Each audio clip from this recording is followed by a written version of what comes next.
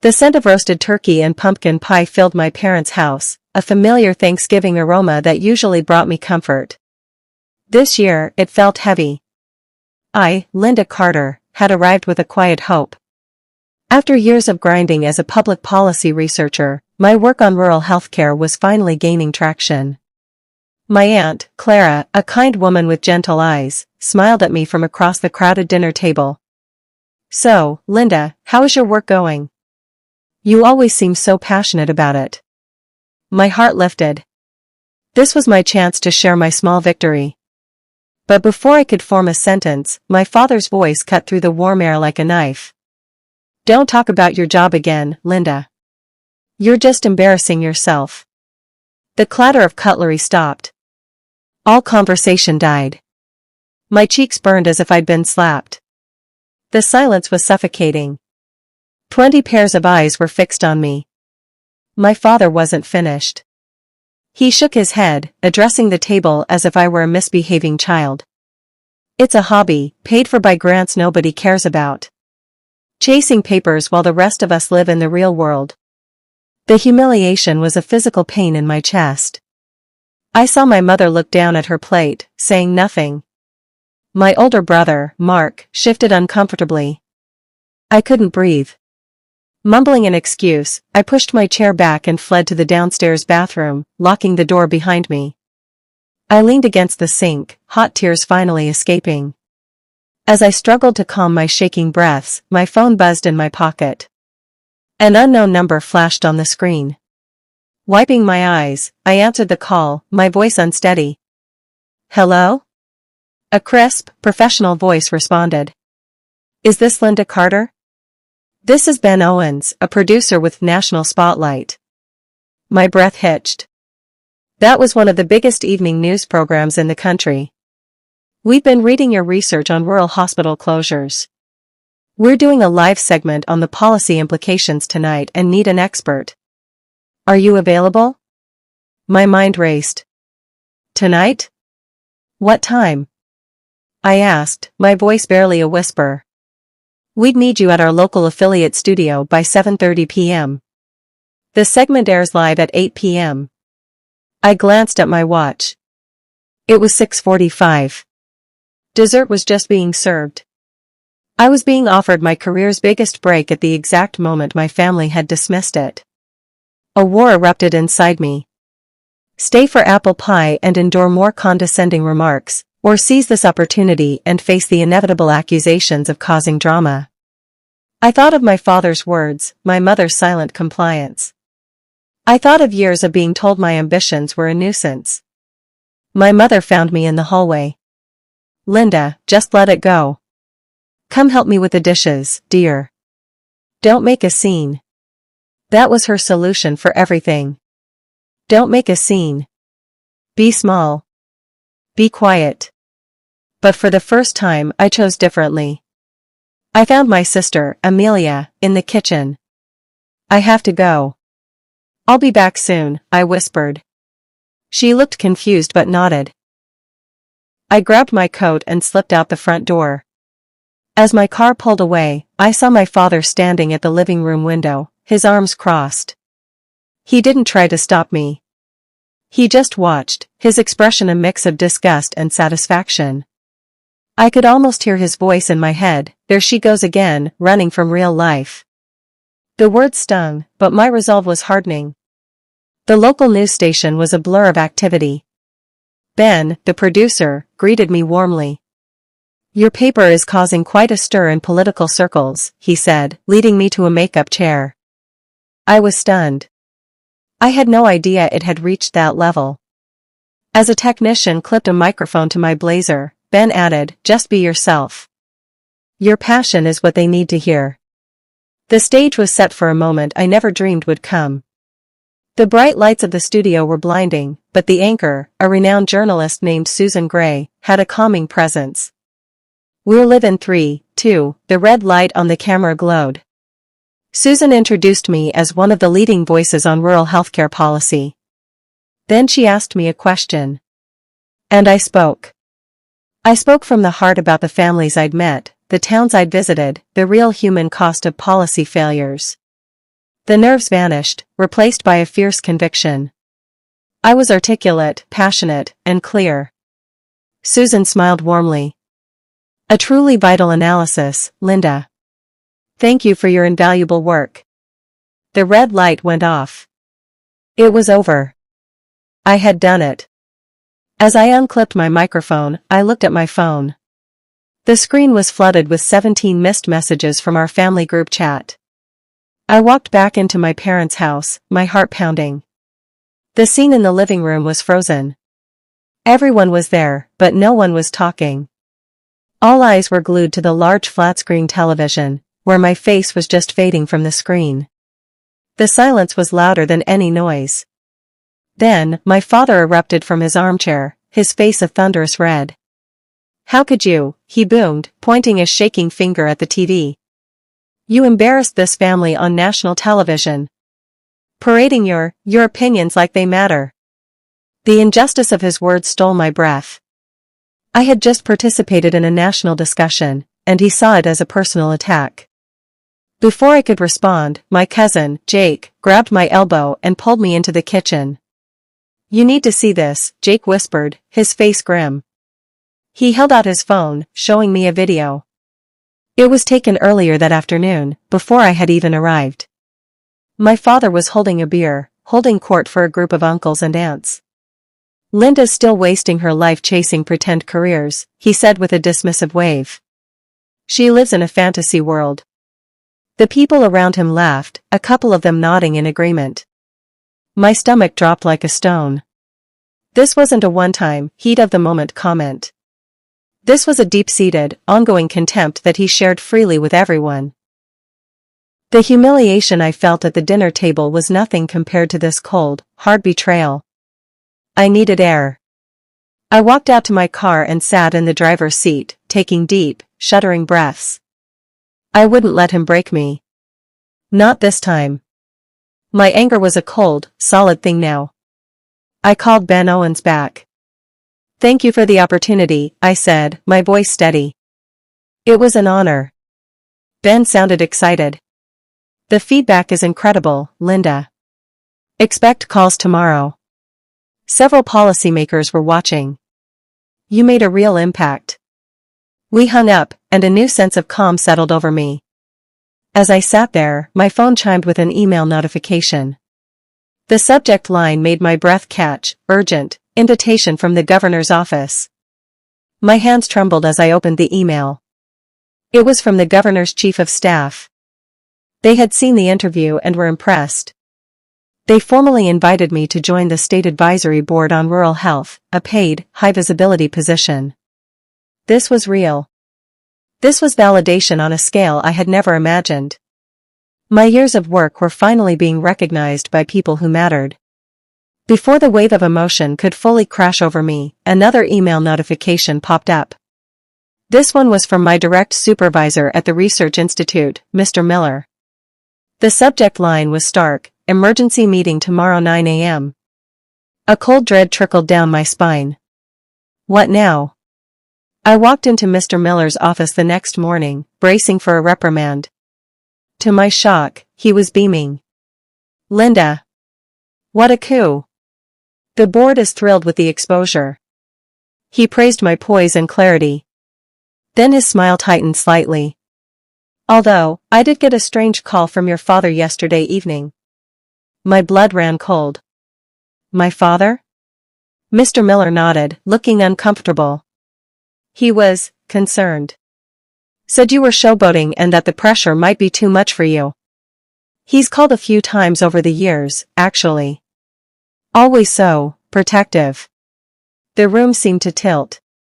Calls over the years? A sickening puzzle was starting to form in my mind. My father hadn't just mocked me at home, he had been actively meddling in my professional life. I went straight to the HR department after the meeting. I asked, my voice shaking, if there was any record of my father contacting them. The HR manager, a sympathetic woman named Brenda, looked hesitant but pulled my file after I insisted. As she flipped through the pages, her expression turned to pity. She showed me notes, dated years apart. Father called to express concerns about her emotional stability under pressure. Father inquired if she was truly qualified for lead research roles. Father suggested she was prone to exaggeration in her findings. I felt sick. The missed promotions, the projects given to less qualified colleagues, it all made a terrible, heartbreaking sense. My own father had been systematically sabotaging me. As I stood there, numb, Brenda leaned forward and lowered her voice. Look, you didn't hear this from me, but he didn't just call. He showed up here last year, unannounced. My heart stopped. He came to the office? Brenda nodded. He met with Mr. Miller. I wasn't in the room, but afterward, Mr. Miller told me he was reassessing your capacity for independent work. The final piece of the betrayal snapped into place. This wasn't just tough love from a misguided parent. This was a deliberate, malicious campaign to hold me back, to keep me small and under his control. The heartbreak began to harden into a steely resolve. I drove back to my parents' house that evening. The Thanksgiving decorations suddenly seemed mocking.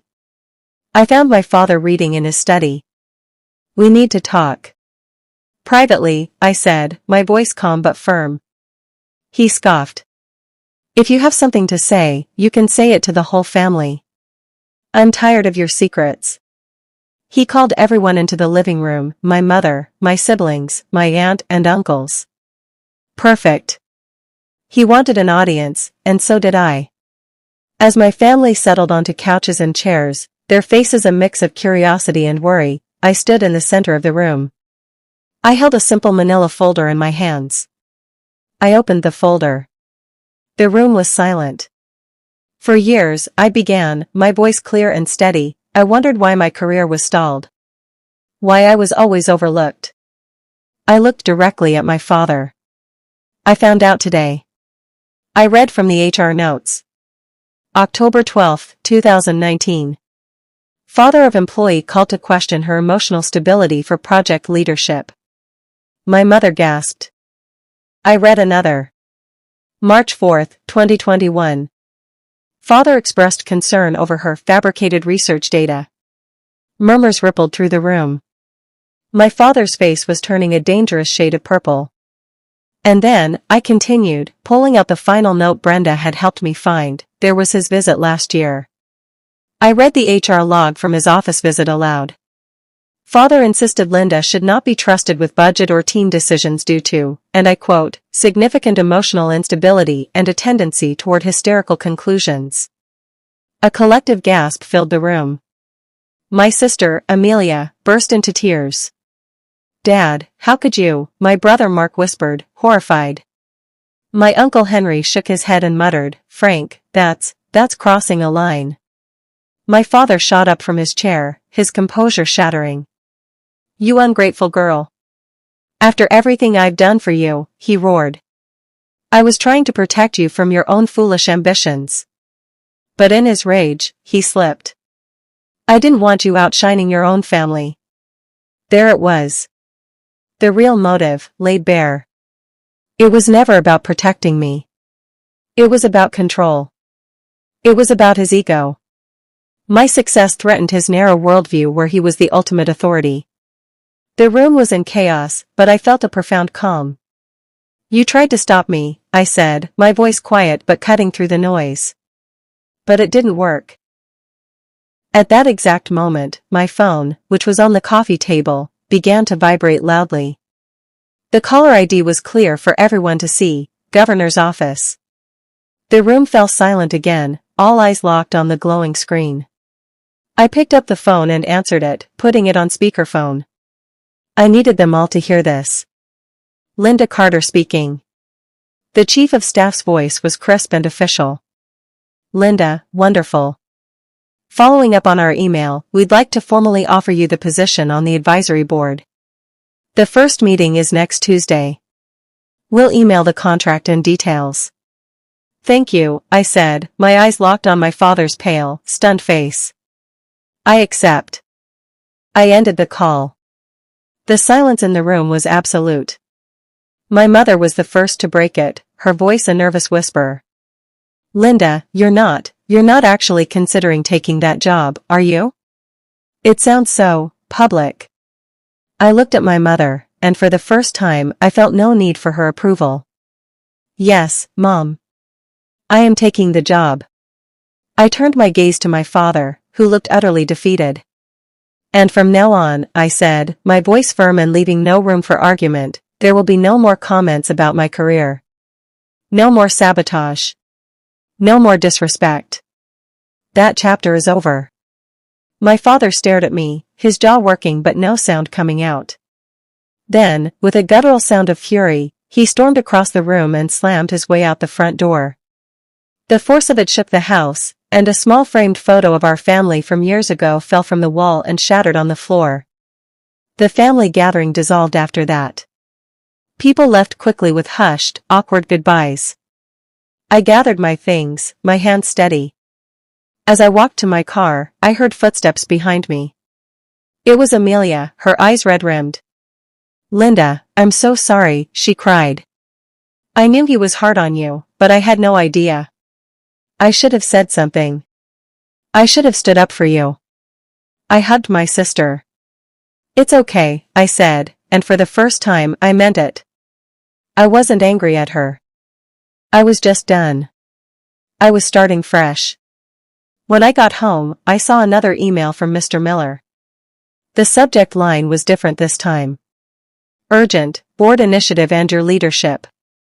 At work the next day, Mr. Miller was all smiles again, but it was strained. The board of directors had been inundated with positive calls after my TV appearance.